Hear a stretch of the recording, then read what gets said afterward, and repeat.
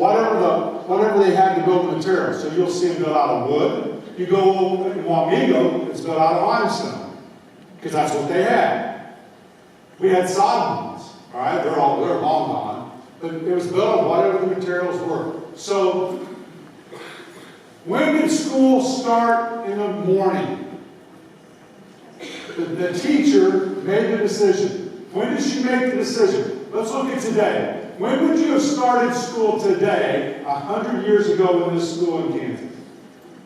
What dictated to her when to start school? Because it was not set in stone.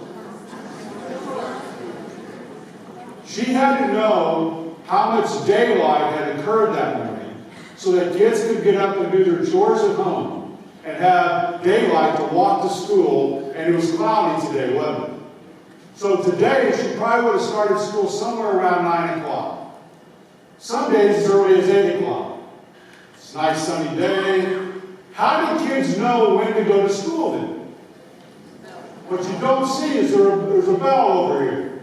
She would go ring this loud bell. Think about the bell system. She'd go ring this bell, and that would sing.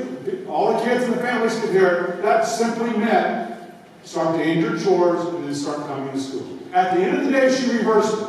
So today, again, if it's cloudy at the end of the day, she had to get home a little bit earlier so they could get home and get their chores, or it's going to get dark. So in the winter, school was shorter. In the spring, it was longer. We took the summers off so they could harvest the crop and plant the fall crop. All right? In Hutchinson. When will we start school next week? What time of day? 7:30? Elementary school starts at what time? 8:10, 8 o'clock? And we'll get out at what time? 3:30? 3:45? 3:10? And we're going to let kids out before Memorial Day. We'll pick up around, in most Kansas schools, just before Labor Day. You guys have the state fair, so that's always been interesting when, how you get out of school. And that's also, every kid in Hutchinson can go work on the farm and harvest the crops. This school was built entirely around families. It was predicated on a family schedule. And we had it for over 100 years. We've never changed it. We control all this, by the way. No one swooped in and said, aliens, well, here's how you have to organize school. No, educators did this. Great model. By the way, don't you think there's a reason why this guy's standing next to the teacher? Oh, dude, you're a little obnoxious. Now, if you were going to talk about moving, your elementary schools are what grade levels? K6? I think you have a 7, 8 building, is that correct? No, you have 7. Yeah, 8. And then high school is 9, 12. And pre-K. What would the reaction be if we had enough space to move the 8th graders to the high school? So some of you are going, I quit. Some of you are going, oh, that's pretty cool. What would parents say? Happy? No.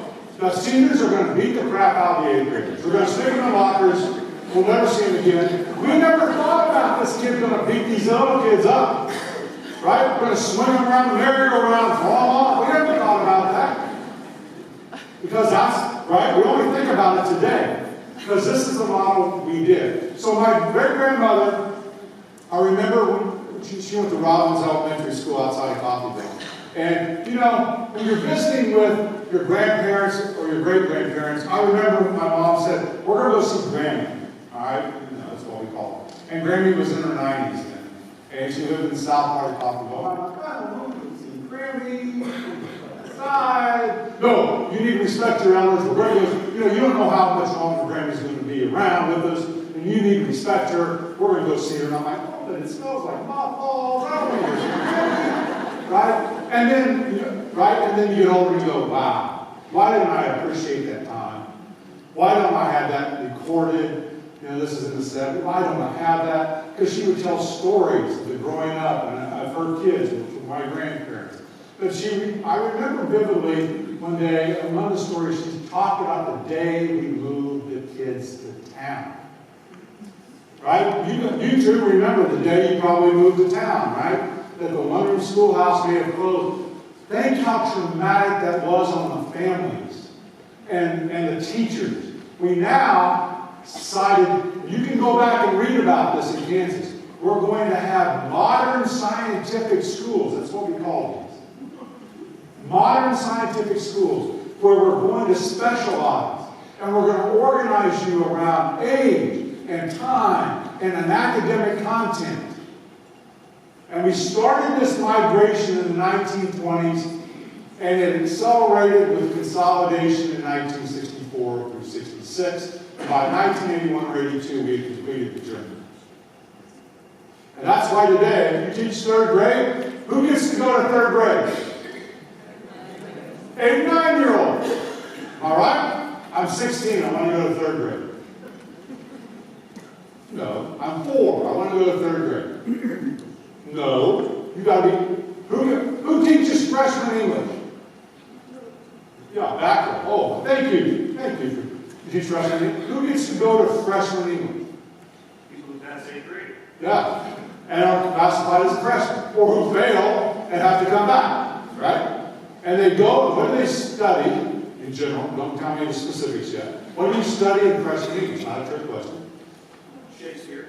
No, broader than that. English. Yeah.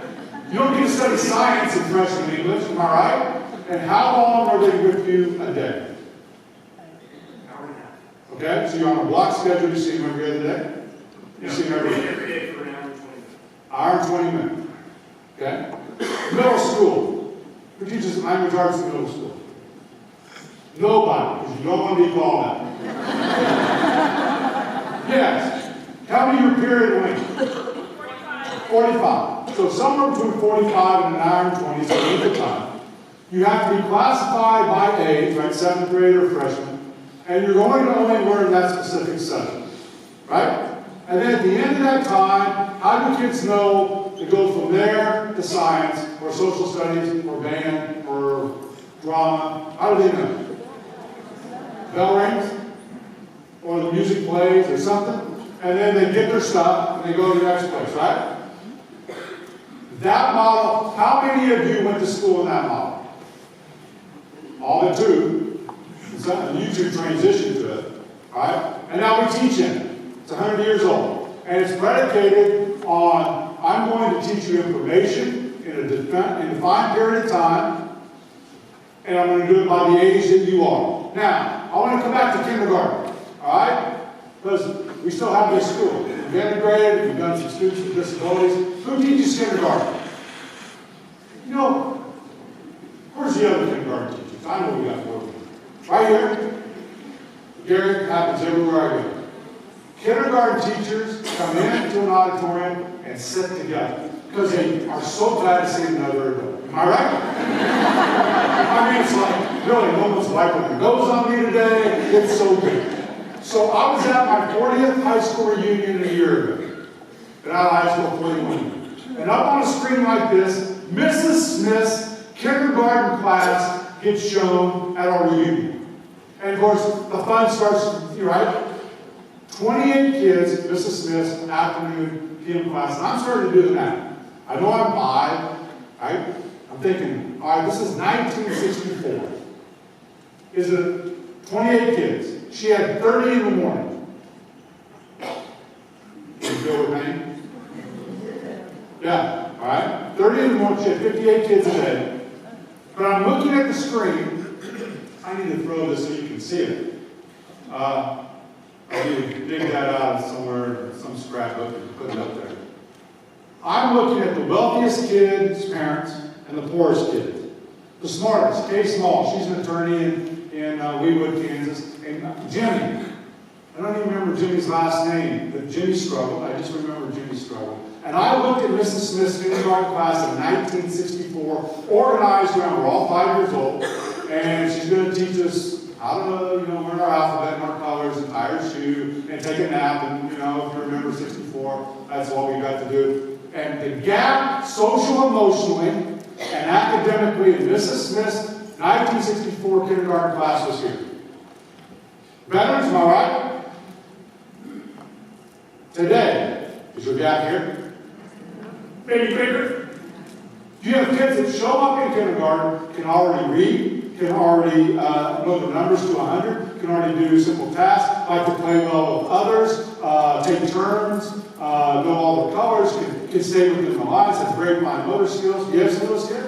Do you have kids that have less than 300 word vocabulary? Can't spell their own name, can't tell you where they live, can't do any one-to-one correspondence, do the Randy Shuffle all day, right? Yeah, right? And over time, that gap has gotten wider and wider. Veterans, youngins that have taught, do you see more kids with social and emotional needs today than you did 10 years ago? Yes or no? Okay. Is that yes? Yeah. So what's changed is the parent and the kid. But we're not organized around parents anymore. We've already established that, right? Very few kids in Hutch are going back to the working farm. But our whole structure is set up that way. What are parents doing with kids today? We're set up that way, right? And so what happens is the teacher struggles when we try to drop 28 or even 18 because your gap is so wide. So you go to your principal, Gary, and say, I need help. Lower my class size. Give me a couple of pairs. I can't do this. I got a kid growling under my desk. He's biting the other kids. I got the parent that's, you know, we used to call him the helicopter, the stealth bomber parents. You don't even hear him coming. Right? And that kid's already reading at 3rd grade level. And they're doing that. And I'm trying to juggle all this, right? And I know you gave me all day, and we want to make it play-based, but then the 1st grade teacher's hammering me because the 3rd grade teacher's telling us we got to do flashcards. Am I right?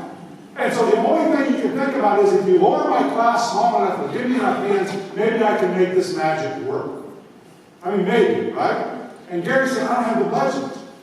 I don't have enough money. Because, you know, we're talking another $40,000 to add a teacher. And then the struggle begins. Because we're locked in a system that doesn't equate to age and time and content, doesn't take anyone's needs into account. So we went out and asked future teachers at KU. This is a Bart Swartz. KU, I'm giving equal time now. I like to, you know, it's like music. I say, you hang around long enough, I'll play music that don't offend anyone. So I was trying to offend KU people, K-State people, Penn State. We asked kids who are wanting to be teachers, going to the University of Kansas, the flagship university. We asked them a series of questions. Here's question number 1. If you were to describe your senior year in a Kansas high school, give us one word to describe your senior year. All right? And Professor O'Neill collected this data. And these are kids, freshman kids at KU, going to be teachers, hopefully coming back to a Kansas school, who have gone to a Kansas high school. And the most common one-word answer to this question was? Boring. Boring. I just want you to let that set in. Because when you hear that, the first reaction, I think, is like me. Oh, I don't like that. You didn't apply yourself. Yeah, we didn't have to be boring. We had some really great things going on at that time. It didn't have to be that way. It's the most common response, no matter where they went to school in Kansas. And here's why I think that is. You know what most kids and counselors are doing? We're counting credits to see when they get out of school. And if you're high achieving, you've got enough by the end of your junior year almost to graduate, but we make you come back because we don't get funded if you don't. And then we stick you in a couple of classes that don't mean anything. Maybe give you some college, right? So they say more. These are Kansas kids. We asked them the second question. When asked what in high school prepared you most for success? Now this is always dangerous when you ask a 19 or 20-year-old that they're successful. Well, we don't know that, but they're just self-describing. When we asked those same kids at KU, what prepared you in high school most for success? They said, I like it, nothing. No, extracurricular activities. like drama, like volleyball, like cross country, like FFA. This is what kids are telling us. It's boring, and what prepared me most didn't happen in the 6.5 hours you had me sitting in school. And now they're going to come back to be a teacher again. I just want you to think about that, because you don't. And I don't. And Gary does. We don't think about that. We're busy thinking about, I got all these buses I got to run. Right? To run the 810 bill to the 820 bill. We got kids shuffling all over. And when am I going to run lunch? Right? And all these things. So then we asked them as they got out, did you learn more about teaching from your student teaching experience or your 4 years of college? And the answer was student teaching. So how many of you remember your first year of teaching? Don't you just want to get the kids together and apologize? I'm sorry. I remember when I was hired to teach social studies in Testa, Kansas. In the interview, they said, hey, you're going to be the department chair. Well, not only that, I was the only one in Testa, Kansas to teach social studies. 7-period day, I taught 7 hours. I didn't know you were supposed to have a planning period. 7 different preps. I coached girls volleyball, boys basketball, track. I was a junior and senior class sponsor. $14,000. Yes! They wouldn't let me live in Tuscan. They exiled me to Beverly because I was 21 and single. They thought I'd party all the time. So I had to stay in Beverly, which was something with Tuscan. Remarkable kids, remarkable families. And I just want to apologize, right? Like, you're going to teach psychology. What? It's on your license. Okay, I have 9 hours. Give me the book. I'll read it. Try to figure it out. You been there? Been there, right? Oh, I got kids struggling reading. I think I had a class on that back in '82. What kids are telling us is experience matters. We're organized to give information. You know why I asked you about the 10 board members? Why I gave you only 10 seconds? So you couldn't Google it. Because if I'd given you a minute or two, you would have Googled it and got all of them right, because information is cheap today. It wasn't when you and I, veterans, went to school. My mom was single. I remember the day she bought the World Book Encyclopedia. She couldn't afford Encyclopedia Britannica. I don't know how much it cost her, but it cost a lot. But I remember that opened the world. Now, you know, the teachers would say, well, not everything comes out of the encyclopedia. Well, it did for me. Because if it didn't come from the teacher at school or the encyclopedia, or I went to the library, and the librarian taught me how to use the Dewey Decimal System so I could check out the Hardy-Boy mysteries, it didn't happen. Because that's where I got my information. You know, a little bit of Walter Cronkite in the evening, but that's about it. And I'm listening, trying to find Wolfman Jack at night. Today, information on a Chromebook or on a phone, we can find out anything we want. What kids lack today are experiences. They're not on a farm being taught every single day what it's like to take care and have responsibility. That's why they show up and they don't know how to be paid. So I didn't grow up on a farm, but at a young age I'm pushing a lawnmower at $2 a lawn to get enough money to go down to Western Auto. You guys are going, I don't know what that is. Those of you that shake your head, you're the people that order Christmas out of Sears and Roebuck Bush Book. Okay, well, I'll do. The in-between ones, you still go to the mall. Been there lately? All right. And I got the bicycle. Really sweet bike, 5-speed Schwinn. Put 2 big bags of the Coffeeville Journal on my handlebars, and off I went to deliver papers at age 8 or 9. Got to get it done fast. And I had a bunch of papers. I'm on old brick streets. Even, you know. Got home. Got that done. Check. Guess what had happened?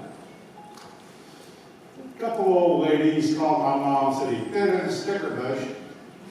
And I had to go back out and do it again. And you know what I've heard from age 8 or 9? Might as well do it right the first time. It's a great life lesson, isn't it? At age 14, my whole neighborhood was frying burgers and car hopping at the Sonic Drive. Now, hey, by the way, Sonic, this afternoon, 2 to 4, half price drinks. You know that. All right?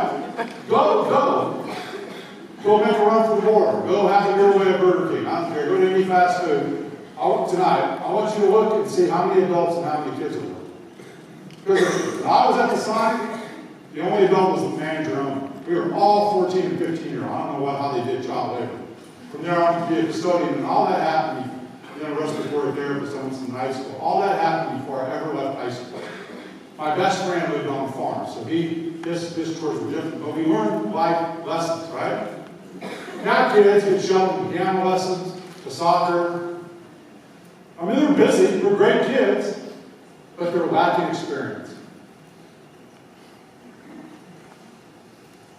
I want to show you this. I want to talk through this. So you just ordered from Amazon. This is a distribution center in Gardner, Edgerton, Kansas. You got your order, it's going to go find it. It'll be at your house, by the way, in 2 days, you Amazon Prime shoppers. This is Caterpillar. There's no one driving it. This is a farm in Kansas being controlled by a guy in his home in New Jersey. This is a dairy farm in Kansas. All automated.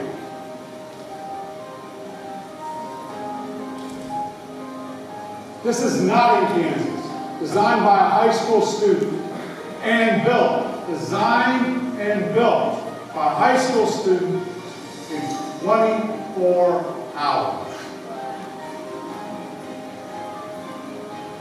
We all need masons. It's a really good job. There's a robot doing mason work. I wonder what they can do in 1 day. That. Denver, Colby, Kansas, last spring. No one driving the truck.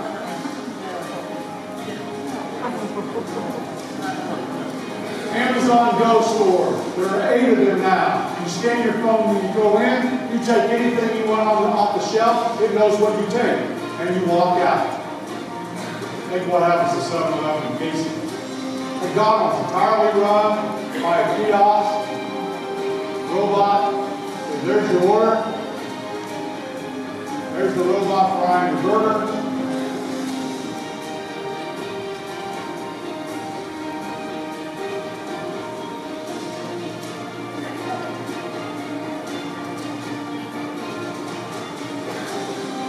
KU Med Center.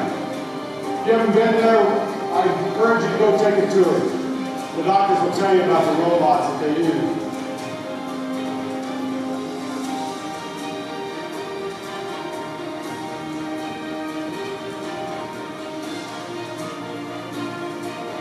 I love these next 2 photographs.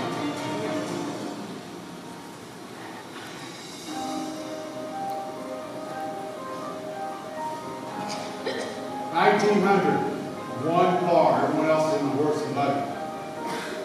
13 years later, same parade, on horse, everyone else in the car. At least it's comforting to know that the robots will be chauffeurs and open the doors for us old people to get in. Now, I only tell you that because automation displaces jobs and creates jobs. It's actually better than a net effect. But what you're seeing is a rapid automation of low-skilled labor in America. And that's how business is driving their costs down. All right? So, in our lifetime, veterans, we've gone from the Sears and Roebuck Bush book, right? And shopping downtown to Walmart, the retail giant of our era, right? The community center, and not just Walmart, where you can't go down the aisle without running into 5 parents that want to talk to you about school, right? So you don't go. And last Christmas, I'm interested to see this Christmas. Last Christmas, Kansans bought more online than they did a brick and mortar, and there's nowhere that's visibly more evident than Hutchinson, Kansas, when you go to the mall. Right? The malls put downtowns out of business, and so did Walmart, and Walmart lost money last year because you can order here, have it delivered to your house in 2 days, and you're excited about that. So, the world's changed. We haven't. We still have the same structure that we've always had.